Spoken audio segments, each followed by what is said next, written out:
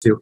And since we're going to do a lot of text study, I'm going to start, as we always do when we study in Jewish tradition, with a blessing for learning together. So you can see it in transliterated, the translation in the English. I'll start with the Hebrew and then kind of talk through the English. Baruch atah Adonai, Eloheinu melech haolam, asher kitshanu b'mitzvotav, v'tzivanu la'asok b'divrei Torah. Blessed are you, Adonai, our God, sovereign of eternity, who has made us holy through your mitzvot, your sacred callings, and called upon us to immerse ourselves in the words of Torah. That's what we're going to be doing this afternoon. So the class is called Divine Loneliness and Kabbalat Shabbat. Kabbalat Shabbat, the service that on Friday evenings that welcomes in Shabbat. And there are presumably or potentially two questions that are being prompted by this class title. Divine Loneliness. What does it mean for the divine, for God, to be lonely? How does that sit with us? How do we respond to that? What does that mean? And Kabbalat Shabbat. What does Kabbalat Shabbat have to do with divine loneliness? How does it interact with it? And what significance can we make of Kabbalat Shabbat as we approach it potentially each and every Friday? So one depiction of God that you're used to probably having heard is the depiction of the God of creation. There are many depictions of God. The God of creation, the God of Exodus and this kind of 3G-ish graphic thing going on, the God of Revelation, the God of Mount Sinai.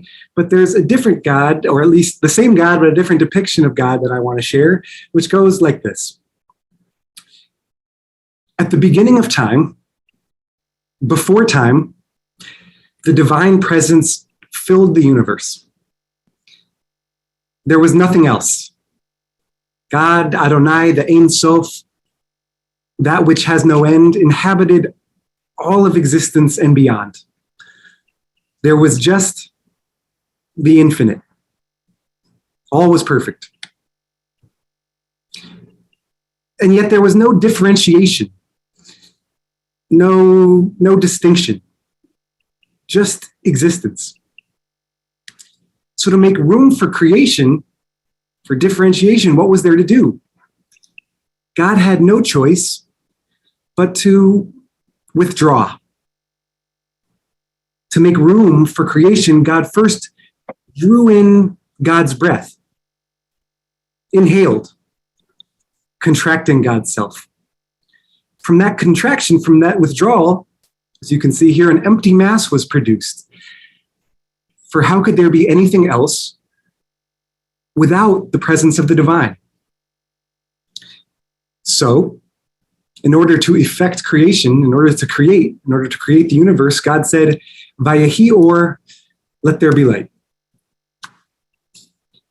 But, so as not to overwhelm the space in which God was creating, God encased this light, encased it, put it in cases, into vessels, casks. God sent forth these vessels toward the empty mass, like a fleet of ships, each carrying its cargo of light. And when these vessels arrived at their destination, when these vessels arrived at the space of creation, they shattered. And creation was effected, was created through the resulting combination of ingredients. Shard of vessel, spark of light. You can see them in there. Shard of vessel, spark of light. Sparks of light were scattered throughout the newly created universe. Like sand, like seeds, like stars, covered by shards of vessels. This is the universe we now know today. Eons later, sparks of light hidden in broken shards. So this is one characterization, one Jewish characterization of the universe as we know it today. This fundamentally broken, filled with light, filled with beauty, filled with awe, but broken. And it's not just the universe that is depicted this way in Jewish tradition. We're going to flash forward to a passage from the Talmud. Here's a generic picture of the Talmud. And it goes like this. It begins by interpreting a verse directly from the book of Jeremiah. But if you will not hear it, my soul, capital M, my soul shall weep in secret for your pride. And the rabbis wonder, what does this verse mean? But if you will not hear it, my soul shall weep in secret for your pride. Rav Shmuel Bar Enya said, in the name of Rav, the Holy One, blessed be He, HaKadosh Baruch Hu, has a place where He cries. And its name is Mistarim. This is a depiction in the Talmud of God. God has a place where God cries. The Talmud goes on, but is there crying before the Holy One, blessed be He?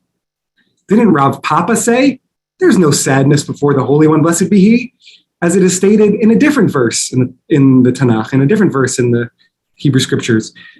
Honor and majesty are before God. Strength and gladness are in God's place. So how can God cry? There's a different verse that says there's never crying around God. It's honor and majesty and strength and gladness. This is not difficult, the Talmud says. The first statement, that God cries, is referring to the innermost chambers. Of what? We don't know. The innermost chambers where God can cry in secret. Whereas this statement is a classic Talmudic dialectic, classic Talmudic rhythm. This statement refers to the innermost chambers. This statement, that God does not cry, is referring to the outer chambers. God cries in the inner chambers, not the outer chambers. That's how you square those two verses from Scripture. But the Talmud goes on. And doesn't God cry in the outer chambers? Isn't it also the case that God cries in the outer chambers? Because there's a different verse from Isaiah where it says, and on that day, the Lord, Adonai, the God of hosts, Adonai Tzvaot, called to weeping and to mourning and to baldness and to girding with sackcloth. So maybe God also cries in those outer chambers that are referred to. It says so in Isaiah. And what does it mean on that day? What's that talking about? The destruction of the temple is different, the Talmud continues, as even the angels of peace cried, as it is stated, behold, their valiant ones cry without, the angels of peace weep bitterly. The verse continues, and my eyes shall weep sore and run down with tears because the Lord's flock is taken away captive. So first we said God cries, then we said, can it be true that God cries? And we said, well, at least God cries in the inner space. And they said, well, maybe God even cries in the outer space. And indeed, when the temple was destroyed, God cried in the outer space. And this is echoed by a writing from Howard Schwartz, who wrote a first pass of that first text we heard, characterizing Echa Rabbah, another rabbinic text. When the temple was destroyed and Israel banished, God wept bitterly by day and night, saying, woe is me. What have I done? I caused my Shekhinah, my divine presence, to dwell on earth for the sake of Israel. But now that they have sinned, I have returned to my former habitation. This is God talking. What have I done? I caused my Shekhinah to dwell on earth at first for the sake of Israel. My divine presence was on Israel. But now that they have sinned, I have returned to my former habitation. I've withdrawn. As below, so above. In both below, both on earth and in my chambers, there is weeping over what has come to pass. You, humanity, the earth, existence, weep in the night, but I weep in day and night, for my presence knows no sleep. So here in Jewish tradition, we have not only a characterization of the universe being broken, shattered, yes, sown with light, sown with seeds of light, but covered in fragments. We have a characterization of the universe broken, and we have a characterization of God sobbing, in pain, withdrawing over another rupture, whether we want to call it the rupture of actions by the Israelites, the rupture that came from the destruction of the temple, the rupture that came from God withdrawing God's presence. God is alone, isolated, sad. So what do we do about it? Well, Jewish tradition, and in particular Jewish mystical tradition, the Zohar, the foundational Jewish mystical text, says that there is an infinite aspect of God that lies beyond the realm of human cognition, known as the Ein Sof, literally without end. The Ein Sof is unapproachable, completely hidden from us. So if you're kind of concerned about how anthropomorphic this is making God, the Zohar teaches that some aspects of God are totally beyond our comprehension, totally beyond our ability to wrap our minds around, wrap our beings around. But other aspects of God are manifest and within human reach. These attributes correspond to descriptions of God in the Bible and rabbinic literature, and they are what's known as the 10 Sefirot, which emanate from Ein Sof. If any of you are familiar with Kabbalah, this is a classic Kabbalistic Jewish mystical diagram of the Sefirot, these attributes of God, depicted on our screen here. This is essentially the God genome, the God DNA strand. So we mentioned that up there, the Ein Sof, that which is beyond what we can comprehend, what we can imagine. But the rest of God's facets are more accessible to us. There are parts of God we can interact with, and here they are. And so you'll notice, as I scroll to a description of these, the Sephirotic realm, as you can see right here, exists in perfect balance and harmony. 6 Sefirot, 6 attributes, side by side, as in a scale. Got 6 on the left, 3 on the left, 3 on the right. Those in the center, Tiferet, Yesod, Shekhinah, don't worry about the names, but again, God's DNA strand is in balance. We've got the balance on the right and left, and we've got a different kind of balance in the center. Tiferet, the uppermost one, this one, is described as king. Through the agency of Yesod, the middle one, Tiferet joins with Shekhinah. If you're getting a little lost, don't worry, we'll tie it all together. Who is the feminine aspect of the male god, Tiferet's queen. Balance, this is Sharon Corrin, the scholar, writing, balance is necessary for maintaining the homeostasis of the divine realm. God needs balance, not rupture. And so we're trying to help keep God balanced. God is trying to stay balanced. This is God's DNA trying to stay balanced.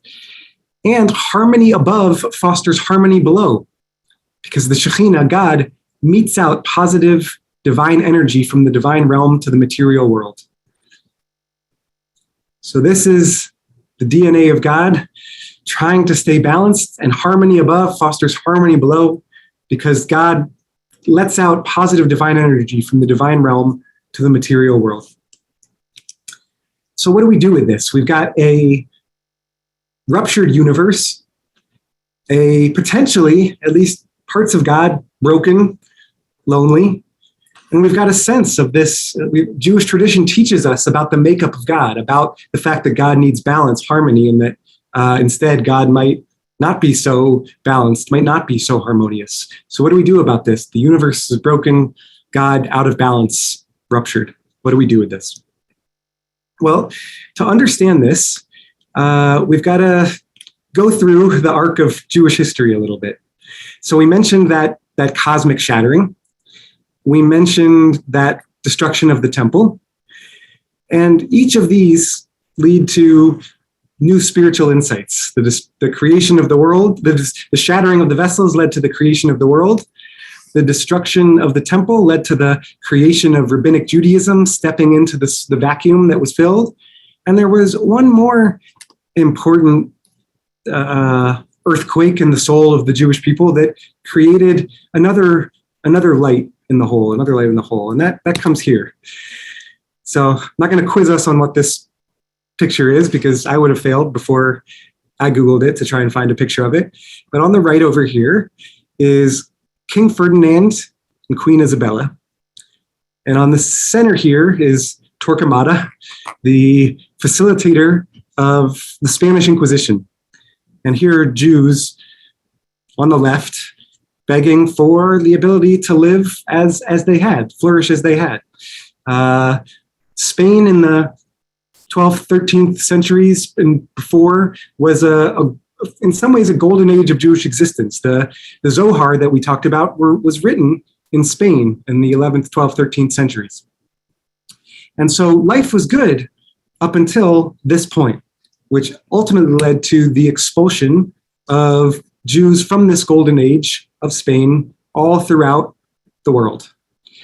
And in particular, some of them migrated from Spain over, as you can see over here, to what we know as Eretz Israel, the land of Israel, promised land. And in particular, to a spot in Israel in the north up here that we can see, known as Tzfat. Here's a a picture of Tzfat. Tzfat is this gorgeous compound, essentially, up in the hills, covered in mist, really, in some ways, a haven from the world around it and a space for spiritual reflection. And many of the emigres, the Spanish, those who were expelled, landed themselves in Tzfat, in this part of northern Israel. And they were presented with a question: what do we do now? What do we do given that the world, for the third time as we know it, has ruptured? Creation, a rupture, the destruction of temple, a rupture, and here we are, what had been our golden land, another rupture. Well, according to Kabbalah, and this is the teachings that they continued in Tzfat to dwell upon, not only can God influence us, but we can influence God. Any human action on earth has the power to affect the divine. Performing the commandments correctly, performing the mitzvot with intention, promotes divine union, and sinning causes divine separation. So, yes, God might be a little bit broken, but these Kabbalists in Tzfat started to reflect and discover the idea, the teaching that we can influence God. Any human action on earth has the power to affect the divine. Performing the mitzvot with intention promotes divine union. Sinning causes divine separation. And they go further, convinced that their communal activism would bring about messianic deliverance, would bring about wholeness, fullness, WHOLENESS, wholeness. The Tzfadian Kabbalists, the Kabbalists from Tzfat, made the quest for redemption, the quest for cosmic healing, the cornerstone of their lives. Men, women, and children were taught to imbue every ritual act, every Jewish action with cosmic import, with the capacity to affect cosmic healing. The tenets of Kabbalah were transformed into innovative communal rituals. So there was an opportunity here. God was in pain, we can help through our rituals, through innovative communal rituals. Some of these Kabbalists, some of these Jews, focused on reenactments of divine processes that made the Kabbalistic myth come alive. They focused on reenactments of divine processes. They like to actually play out what they thought might be happening within the divine, to really make the stories, the narratives come alive. For example, although the Spanish emigres in Eretz Yisrael were, Zionistically speaking, finally home, in other words, although the Spanish emigres, the people who came to Eretz Yisrael, were, in one sense of the idea, home, they made it back to Israel, many saw themselves as if they were in exile from the Iberian Peninsula, from Spain and Portugal. So they were back in Israel, but they also understood themselves to be in exile. And they made sense of their plight, they made sense of their understanding of themselves as being in exile by recognizing it as a reflection of the cosmic drama. They understood themselves to be in exile. They understood the Shekhinah, God, the divine presence, was forced into exile from the Holy Land, the destruction of the temple until the Messianic age. So they were living in Eretz Yisrael, but also playing out this cosmic drama, playing out the experience of exile. Moses Cordovero and Shlomo Alkabatz, Solomon Alkabatz, a couple of prominent Kabbalists, Jewish teachers in Tzfat, wandered the hills of Tzfat barefoot to imitate the suffering and peregrinations, wanderings of the exiled Shekhinah. They really played out, they understood themselves almost to have a duty to mirror what was happening, what they understood was happening for God, and to essentially experience that themselves, to be aligned with the Shekhinah, be in tune with the Shekhinah. And so sometimes this practice, according to them, resulted in a mystical experience. So this brings us back to the Talmud, an important passage for them to continue to carry out this sense in which they were weaving together rituals, ritual actions, playing out the cosmic drama as a means of affecting healing within the divine and potentially within themselves. So they were traditional Jews, they studied Talmud, and they came across a Talmudic passage that had up until this point been slept on, been overlooked, buried, lost within the sea of Talmud. And that some of you might be familiar with it at this point. It's as follows. Rabbi Chanina miatef v'kai afne de malei shabta amar, Rabbi Hanina would wrap himself in his garment and stand at nightfall on Shabbat Eve and say, "Come and we will go out to greet Shabbat the Queen." Rabbi Yanai, this is in the Talmud, from, let's say 1,500 years before this, 1,000 years before this, Rabbi Yanai put on his garment on Shabbat Eve and said, "Enter, O bride, enter, O bride." So the Kabbalists of Tzfat in the 14th, 15th, 16th century discovered this passage from the Talmud that said this one rabbi would go out and wrap himself in a garment and stand at nightfall on Shabbat Eve and say, "Come and we will go out to greet Shabbat the Queen." And another rabbi, Yanai, would put on his garment on Shabbat Eve and said, "Enter, O bride, enter, O bride." So the Kabbalists of Tzfat, 14th, 15th, 16th centuries, read this, and they said where the rabbis of the Talmud merely spoke about welcoming the Shabbat Queen in general, Solomon Alkabatz and others designed a liturgical welcome through psalms and a hymn. So we didn't have the Kabbalat Shabbat service as we know it yet. But these rabbis in Tzfat designed a liturgical welcome through psalms and a hymn, the hymn known as Lecha Dodi. And Isaac Luria, another famous rabbi from this time, initiated the practice of physically welcoming the Shekhinah, physically welcoming the divine presence. He and his students would leave the city for the surrounding fields just before sundown on Friday night and exclaim, "Come, my beloved, let us greet the bride." So now we can begin to understand Kabbalat Shabbat a little bit as we know it, the Kabbalat Shabbat a little bit as we encounter it. So let's review a little bit. We have an understanding of the universe that says it's perhaps broken, an understanding of God that says God is perhaps in pain. And then we have an understanding of God's DNA, God's inner life, in which we say, there's an opportunity here. We know something about God. Maybe we can help. And perhaps one of those ways of helping is weaving together rituals as a means of effecting healing within God, healing the ruptures within God. So how does Kabbalat Shabbat do that?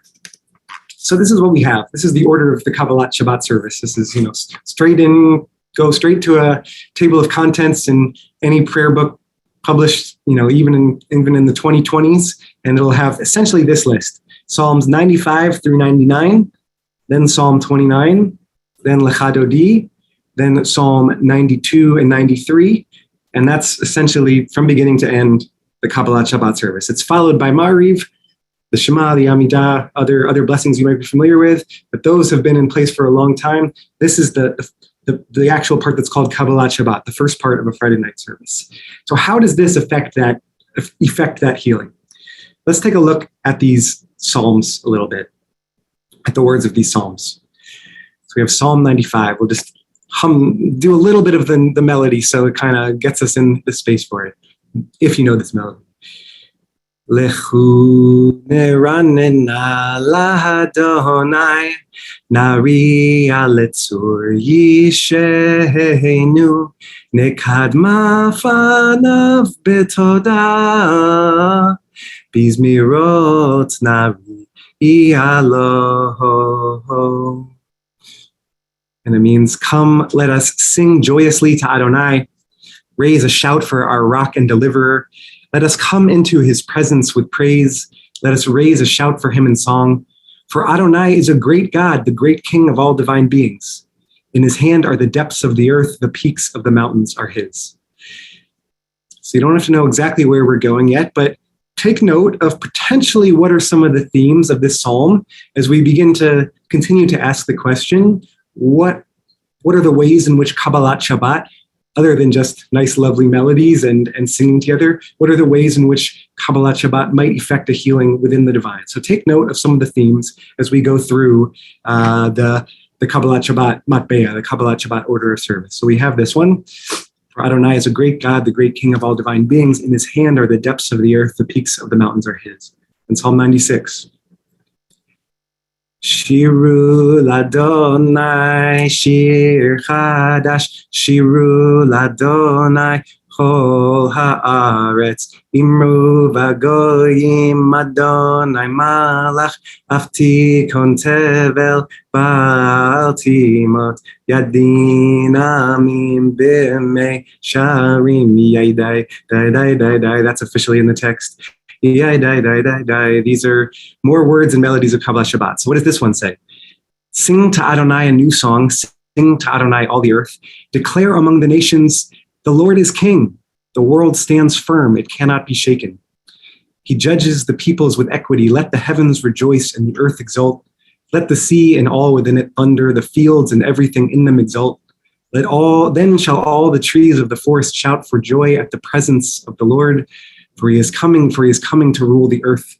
He will rule the earth justly and its peoples in faithfulness. So again, keep an eye out for some of the themes and that we'll discuss in a moment. What effect might these particular psalms have in trying to affect the healing within the divine? Psalm 97, Adonai malach tagel haaretz, mechu'im rabim, anan varafel sevivahav, tzedek u'mishpat mechon kis'o. The Lord is king. You might be getting the hint right now. Let the earth exult, the many islands rejoice. Dense clouds are around him, that righteousness and justice are the base of his throne. A few more for these opening psalms. Mizmor shiru l'Adonai, shir chadash, ki niflaot asa, hoshia lo yamino uzroa, kodsho yai. Psalm 98. Once again, look for the theme. Sing to Adonai a new song, for he has worked wonders. His right hand, his holy arm has won him victory. Let the sea and all within it thunder, the world and its inhabitants. Let the rivers clap their hands, the mountains sing joyously together at the presence of the Lord. For he is coming to rule the earth. He will rule the world justly and its peoples with equity. Two more, Psalm 99. Adonai malach yegezu amim, yoshev keruvim tanu ta'aretz. Adonai b'tzion gadol, beramhu al kol ha'amim. Adonai enthroned on cherubim is king. Peoples tremble, the earth quakes. The Lord is great in Zion and exalted above all peoples. Last preliminary psalm, Psalm 29. Mizmor leDavid, havu l'Adonai b'nei Elim, havu l'Adonai, kavod v'ozai. A psalm of David, ascribe to Adonai, O divine beings, ascribe to Adonai glory and strength. Adonai sat enthroned at the flood. Adonai sits enthroned, king forever. May Adonai grant strength to Adonai's people. May Adonai bestow on Adonai's people well-being. So those are our preliminary psalms. And so what are our themes? If we were in a smaller group, I could take comments, but I'm imagining that some of you got to the following theme is reflected on those preliminary psalms. The theme running through them this is in some ways some of the Judaism that some of us might not like, but the theme running like a thread through them is the kingship of God. Shabbat celebrates creation. Since the Shabbat celebrates creation, it is indeed the day of God's coronation. So we're imagining this is a place where we're really embracing God's sovereignty, God's creative forces, God's kingship. Okay, but that's just one part of Kabbalat Shabbat. If it was just that, I'm not sure we could really say it was effecting healing within the divine. It's really just emphasizing kind of just this one element of God. Okay, well, let's take a look at what comes next in the service. L'chadodi. L'chadodi lihikrat kala. Penei Shabbat nekabela, lehechadodi likrat kala, penei Shabbat nekabela. So this is a different part of the Kabbalat Shabbat service that many of us are probably familiar with. Lechadodi, which literally translates to come, my lover, or my beloved, to welcome the bride. Let us greet Shabbat as she arrives, the face of Shabbat as she arrives. And then the theme continues, come in peace, crown of her husband as well, in joy and jubilation, the midst of the faithful, precious nation, enter bride, enter bride. So we've got a little bit of a different experience with, I've only shown you the tiniest little excerpt, but what we know is a long rhythmic with the refrain over and over, Lecha Dodi, Lecha Dodi likrat kala, over and over. We have this alternative theme running through our veins, our hearts, our minds, our spirits. Come, my beloved, to welcome the bride, the face of Shabbat as she arrives. So we have that sovereignty element, and now we have this lechadodi element. And I could once again turn to you for a suggestion here. I may be on the same page, the same track I'm thinking, which is something like this. One way of looking at Shabbat, sees Shabbat as the day of divine sovereignty. Another sees it as a day of divine intimacy. In one, Shabbat is king, in the other, Shabbat is bride. Since the coronation metaphor is matched by a marriage metaphor, welcoming Shabbat as bride parallels enthroning God as king. So we're kind of, in some ways now, making space for two elements of God, for Tiferet, this kingship, and Shekhinah, this bride intimacy, love elements. And more than just making space for them, those in the center, Tiferet, Yesod, and Shekhinah, as we looked at before, balance each other. Tiferet is described as king, as we said, through the agency of Yesod. Tiferet joins in union with the Shekhinah, who is the feminine aspect of God, Tiferet's queen. So we're reviewing this, where the rabbis of the Talmud merely spoke about welcoming the Shabbat queen in general. Solomon Alkabest designed a liturgical welcome through psalms and a hymn, Lechadodi. Isaac Luria and his students would leave the city for the surrounding fields just before sundown Friday night and exclaim, "Come, my beloved, Dodi, Tiferet, the masculine, let us greet the bride, the feminine." So if we have this idea of God as lonely, broken, torn asunder, we can almost begin to experience what it is the Kabbalists were going for as they wove together these psalms and this hymn. We can almost feel the Kabbalists, performing heart surgery on God, stitching together the broken parts, because all of this is God, the masculine, the feminine, everything in between, all of that is God, and it had been torn, ruptured, and here we are, each Kabbalat Shabbat, according to the idea of the Kabbalists who saw themselves as having a role to play in the cosmic drama, that by bringing forth psalms of sovereignty and by bringing forth a gorgeous hymn of intimacy, they were stitching together the ripped part of God's heart, of God's being, and then feeling the experiential effects flowing down to the earth. Here's one more way of even further stapling this idea home. The theme of union is reflected. This is a classic rabbinic move. Some of you will love this. Some of you will roll your eyes. The theme of union is reflected in the number of letters in the 7 Hebrew words of the refrain, which add up to 26. So there are 26 letters in the Hebrew refrain, Lechadodi. Numerical, and 26 just happens to be the numerical value of the tetragrammaton, that fancy word that is Yud He Vav He, the unspeakable name of God. Those 26 letters are divided between 2 lines, the first with 15 and the second with 11. There are 15 letters in this first line of Lechadodi and 11 letters in the second line of Lechadodi. Yud He equals 15, Vav He equals 11. Yud He plus Vav He, 15 plus 11. Each time we verbalize the refrain, we are joining Yud He and Vav He together. We perform, in love, the unification of the divine by bringing together that which was once torn asunder. Nothing can be whole without having been rent.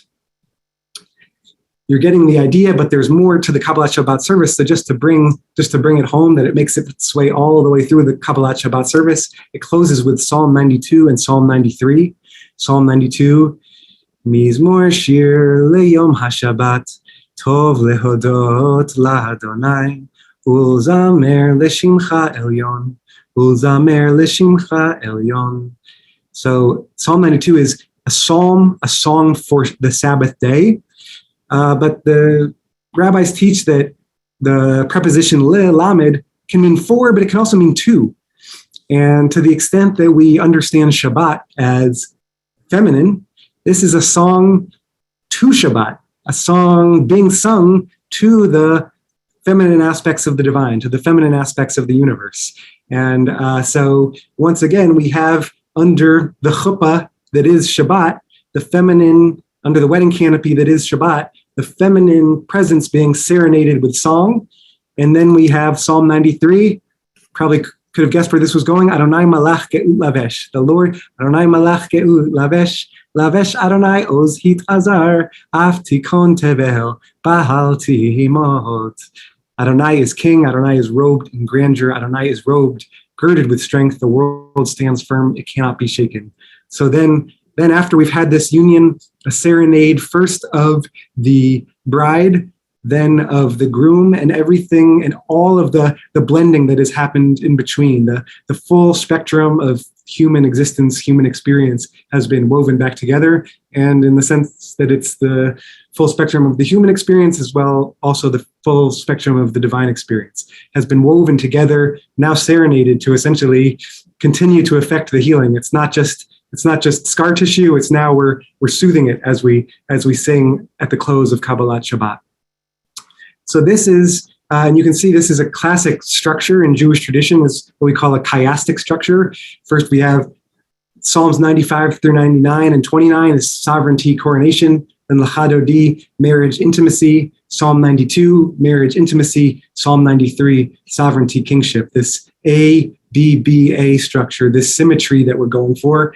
We had experienced asymmetry. The universe was broken, God ruptured, but each Erev Shabbat, each Friday evening, we have the capacity to weave it back together, to weave back through the symmetry, to feel a sense of shalom, of wholeness, as we go through the Kabbalat Shabbat service.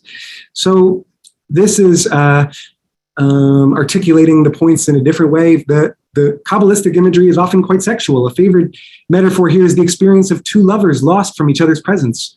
Wholeness is the moment of sexual union when they finally meet and become one. God too must experience that sexual longing.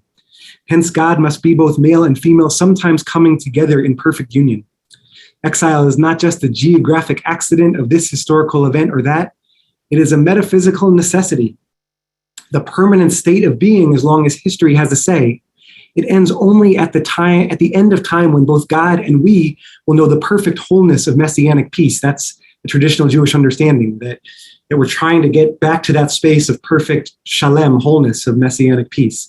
In the interim, we persist doing our duty to bring that time about. We get a foretaste of that time on Shabbat. Shabbat is called a foretaste of the world to come, a foretaste of that sense of wholeness, rescuing sparks of God from their entanglement with evil. And we manage because, in part, we get a glimpse of perfect unity on Shabbat, the day the rabbis called a foretaste of the world to come. So we're weaving Shabbat back together, feeling God might have lonely poles during the week, but on Shabbat we get to weave God together and therefore ourselves together a little bit as we come into Shabbat. Affairs on earth are mirrored, as we've said, by parallel activity within the divine Sfirot. Take just the concept of exile, which has so characterized the Jewish story for centuries. If exile is utter loneliness, then God too must experience loneliness and a yearning for wholeness in its place. Now we have this: every human act on earth affects the harmony of the divine Sephirotic realm. Our sins that drive the Sfirot, those aspects of God farther apart, and our acts of good, be they moral acts or ritual acts, bring them back together. So our actions have the capacity to, even if in just a smidgen kind of way, before the ultimate sense of wholeness, even just a little bit, kind of affect healing in the divine and in ourselves, our moral actions and our ritual actions. We'll skip forward a little bit. So implicit in all of this is the notion that God has need for human help in the ongoing redemption of the universe, which is also the redemption and fulfillment of the divine self. One of the themes is that we take our lives and our choices seriously.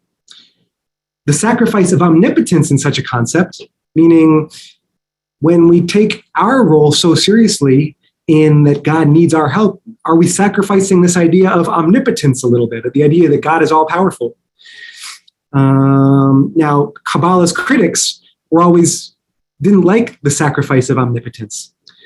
But Arthur Green is suggesting that this sacrifice should pose little difficulty to moderns, I guess we're moderns, who, especially in the face of the Holocaust, see little evidence of omnipotence as a divine attribute. On the contrary, a sense of human partnership with God and the redemption that both require should be an exciting model for contemporary theology. The capacity, the notion, the understanding that not only we, but also God is trying to be redeemed, Arthur Green is suggesting might be inviting to those of us who feel troubled by, for example, the brokenness of the world, the brokenness of the Holocaust, and wondering where God is in relationship to that.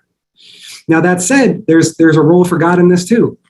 In this partnership, as we would read it today, humans are needed to take a fully active role, for only we can act on the material plane under this understanding.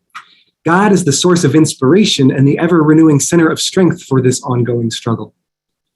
In fact, and this is kind of tying it all together for our green, the separation between that which is human action and that which is the handiwork of God through human agency seems to be an artificial one. In other words, what really is our action and what really is divine action? Hard to know where one stops and the other begins, even though only humanity is active in lifting up the sparks, the broken, shattered fragments that we're sewing together, that we're doing our best to fix. We're not alone in our labors. It's not all on us. There's a sense in which where God stops and we begin can be hard to tell for some Kabbalists. But the idea being God is in need of our help, and we're drawing on God's Spirit to power, to source our ability to effect healing. So this leads to some questions that we can reflect upon that I'd love to hear your reactions to. Both reflections on these questions, as well as generally reflections on anything you encountered in this. We're going to use some of the remaining time for comments and questions. So here are some questions that come up for me as I think all these teachings through. What effect does it have on us to make space on us as individuals, on the individuals, the 132 individuals on this Zoom screen? What effect does it have on us to make space for a theology where the universe and God are broken, fragmented, alienated, awaiting humanity's contribution to wholeness? And then as we ask, what role does God play in this theology? What might it mean for our actions, our individual actions, our collective actions, to have cosmic divine import? What does it mean when these actions are ritual, lighting Shabbat candles, chanting the Kabbalat Shabbat service, and moral actions, treating our neighbor with love, tending to those who need it most, caring for the earth, and so forth? What effect does this understanding in particular of the Kabbalat Shabbat ritual and other rituals have on us? So when we think about ourselves doing Kabbalat Shabbat, and we think about ourselves kind of having an effect on the divine, what effect does that have on us? And that's a similar way of putting the last question. What effect might it have on us to understand ourselves stitching or weaving parts of God together? What does that bring up in us as we imagine ourselves holding up our sewing needle? So I'm going to pause my screen share there. This is a lot of information. Let this sink in for a moment and ask what if any questions you have, what if any reactions. Maybe I'll put the screen back up just with some of those questions. What reactions you might have to these questions. I'd love to open up a discussion. This has been a lot of me talking, either that we're in the chat. You can either put it in the chat. Maybe you've already put it in the chat. Or you can raise your hand through the Zoom function. I'll turn things back over to Mara to help facilitate this. Thank you so much, Rabbi Nathan. Yes, I've now allowed participants to chat openly in our chat function. I see we have some participants who are giggling, so thanks for putting up with us. So if you are more comfortable writing things down, everyone will be able to see your questions, or if you would give us the pleasure of hearing your voice, please raise your hand using the raise hand feature. And I want to be clear, everything's on the table. It could be your own reflection and answer to these questions. It could be questions that have come up, things that maybe aren't sitting right for you, challenges. It could be bouncing off an idea that this made you think of something else that isn't listed on this page of questions. I'd love to go deeper and to explore some of these ideas a little more. Any questions or comments in the chat? Let me see. So I'll jump the very first one, and then I see a friendly hand, a couple friendly hands in the chat. So I'll go with the first question that I read in the chat because I got to it first, and then I'll call on Martin Rosenberg and Ellen Fennick. Welcome, Society Hill Synagogue members. It's good to see you. And then Charlotte Schwartz. So the first question is, why does God need redemption as well as us? And that's in some ways the fundamental question. And I think there are a couple of ways of thinking about this, which I think that this teaching makes space for. The Kabbalistic teachers didn't necessarily want to have the hubris that essentially lifted themselves up in a over God, that they sort of were more important to the universe than God or knew more than God.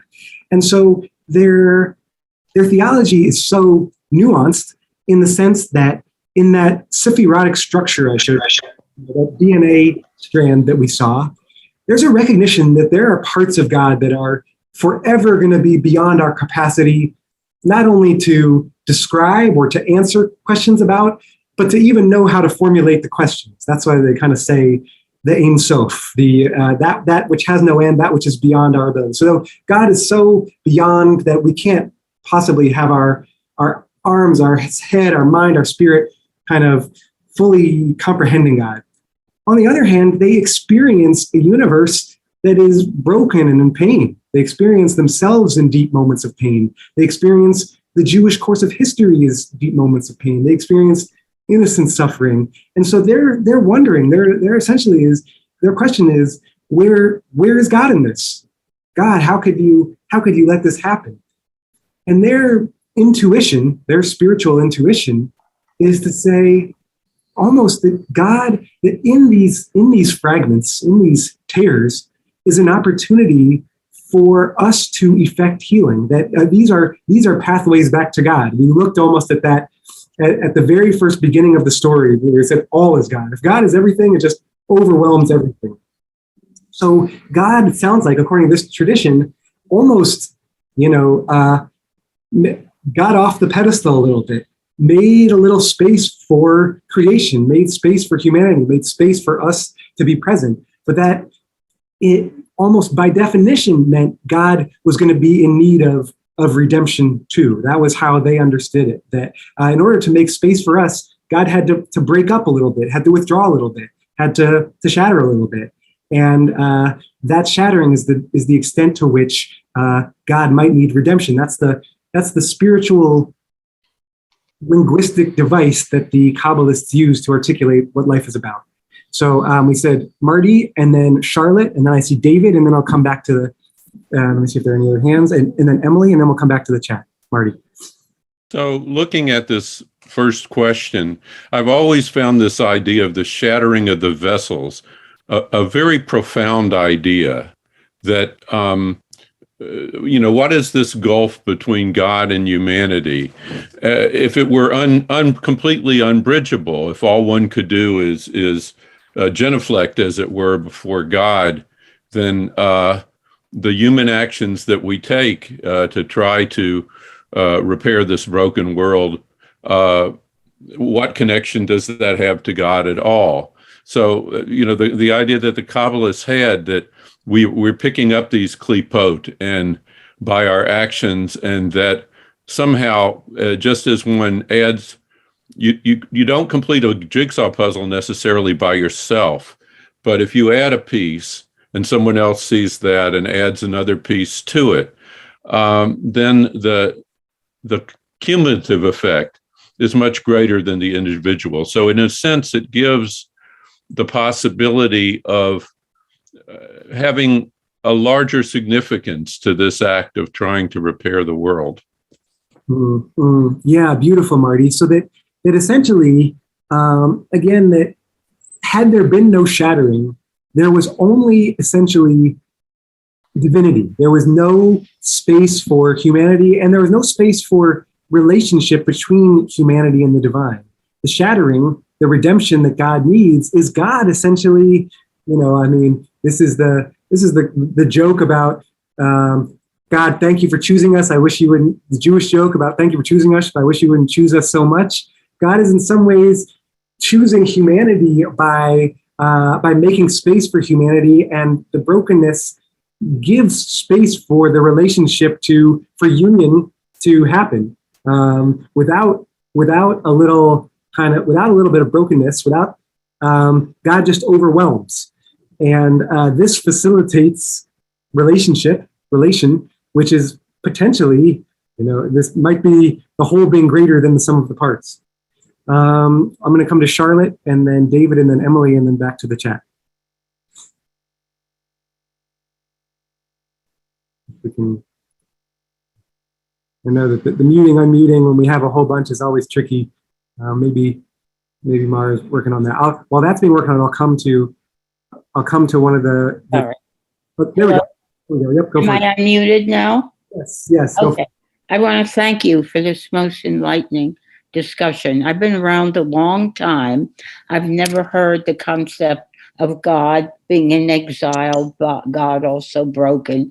So I have to think along this line. Now, you may have answered my question, but I am wondering, first let me say, I think man has created God, but that's okay. Whether we recognized with the development of mankind, we recognize the existence of God. We also have given him some aspects of ourselves. But what is there that makes us see God as omnipotent? And how do we align this with all the horrors that have also happened? So have you been saying that God also stands back and lets us do what we humans do and hopefully puts us back together? And in the meantime, he too feels broken by his creation. I'll stop here. I think the last part of your question is in some ways a beautiful articulation of the entire class. I think that, yes, Judaism is a conversation. It is hard to say that there is any singular Jewish belief on almost any topic, but one prominent and I think beautiful strand of Jewish tradition is exactly what you just said, which is that, yeah, the universe is in the way in which God effected creation of the universe, to some extent, left it in the hands of those of us who inhabit it. And that God is in pain when the universe is not being taken care of, and when we are not, treating one another and that universe with, the hope for love that God imbued the creation with. And the idea of tzimtzum, the idea of God withdrawing to make space for that, is in some ways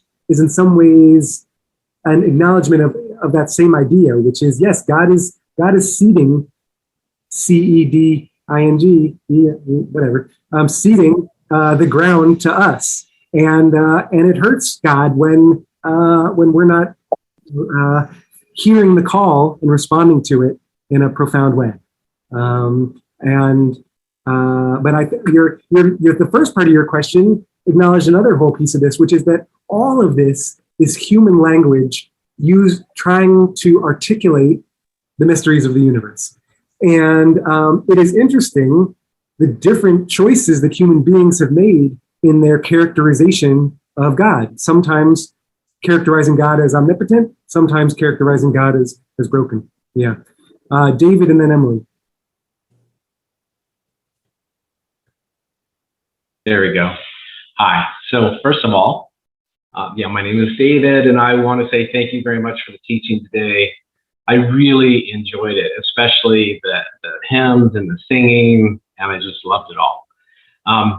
But I would like to, I'd like to ask you if it's okay if I give a perspective that might not completely align with how you taught today, but I feel what is saying the heart of God, right? That as you present it, that there is some brokenness and that we might have some part in bringing,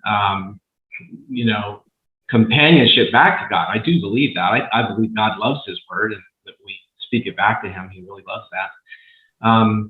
However, in Deuteronomy, we know that there are at least 2 witnesses, if not 3, to his word.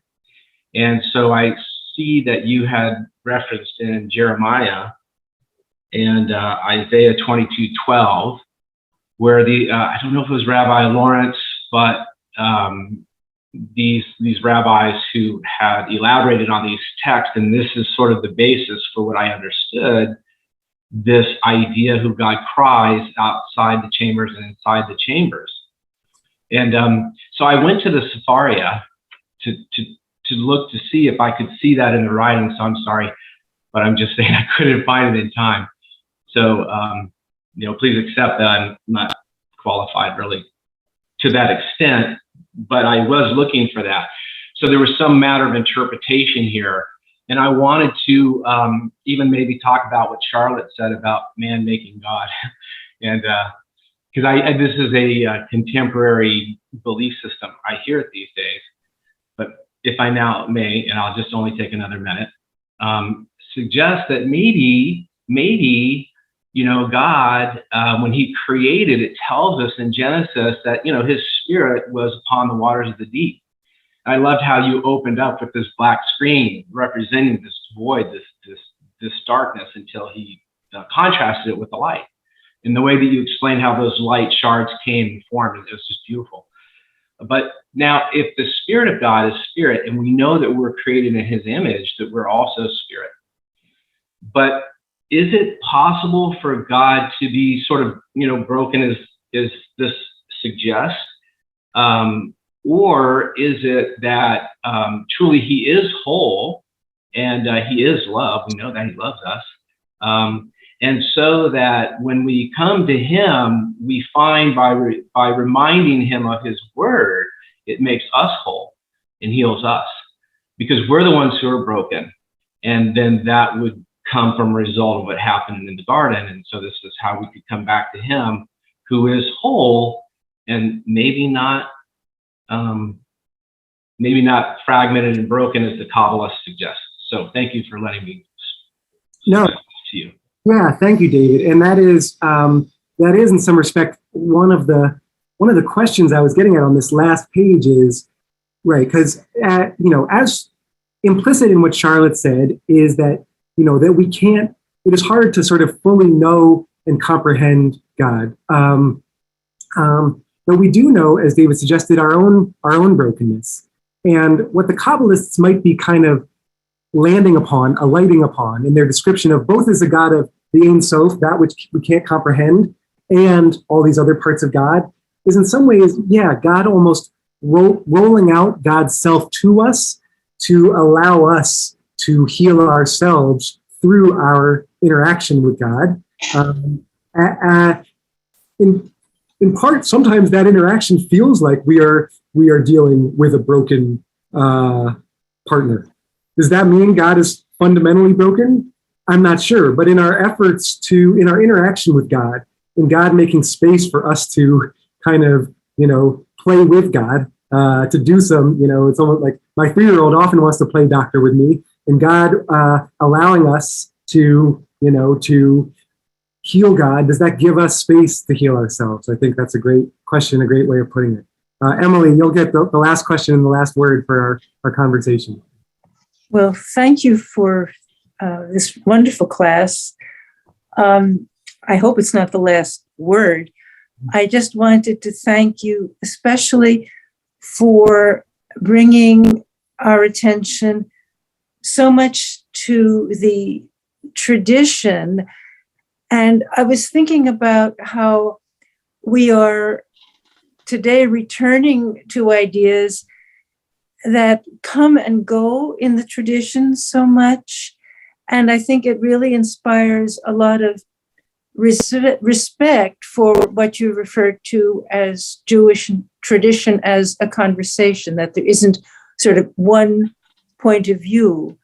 And one of the things I was struck by is, for example, reading the recent obituary for Rabbi Weiss Halevi, and the fact that he was considered too conservative by some and too radical for others, and his own experience as a survivor, where in the obituary, the fact that he was a survivor was almost a sideline in the description of how he lived his life, having survived. And I was thinking that from how you were speaking about the shattering of the vessels and the brokenness that results, the brokenness also brings its own beauty. When we speak about God's moving aside. It can be both a virtue to make space. It can also be something we think of as pain. I mean, when we think of God, for example, in the tabernacle, his voice speaking from between the cherubim, I don't think we think of this as God is compressed and it must have been painful for him. And yet somehow in other circumstances, the compression of breath, I mean, if you think of someone with asthma or something like this, it can be painful. And so much of this depends on our own understanding at the moment and the situation. And what you've said today, for me, it really is something I especially appreciate because I think it really inspires respect for all of our different traditions that we go back to and reevaluate over really a tradition of thousands of years by now. And I really value that so much. And thank you. Thank you, Emily. Yeah, I think as is almost always clear when we try and draw a direct path to God, we get muddied a little somewhere along the way. But each of these ways of speaking about God can hopefully help kind of clear some of the brush for us. It can help serve as hopefully a pathway to God, to the divine. And I think, Emily, you're right to name that in different moments, we sometimes need different understandings of God. Sometimes, and I think back again to my 3-year-old. Sometimes we want our parents to give us space. My 3-year-old literally tells her mom that all the time. Thankfully, not me as much these days. I'm like thinking like this, but is give me space. And other times she wants us to kind of smother her, and that is in some ways our own orientation towards the divine. Sometimes, we wouldn't. We are looking to chart out our own path. We're looking, as Marty suggested earlier, for space for the relationship to blossom. Other times, we just need that sense of embrace. We need that sense of fullness in our hearts and our lives. We'll have to end there. I'm going to put my email in the chat. And if you have any other questions, feel free to reach out to me. I'll try my best to get back to you. If you're in Philadelphia, if you're in the Philadelphia area, would love to have you come by Society Hill Synagogue. I see a number of our members. I'm sure they would welcome you with open arms. Hey, Libby. Hey, others. Paula, Linda, Joy. Hello, Erica, and Debbie. And I would love to see others if you're in the Philadelphia area. Thank you so much for learning with me today. Thank you so much, Rabbi Nathan. This was wonderful. There were a lot of positive comments and feedback in the chat directly to me. So I hope all of you enjoyed and learned something, are thinking differently about Kabbalat Shabbat and maybe even God.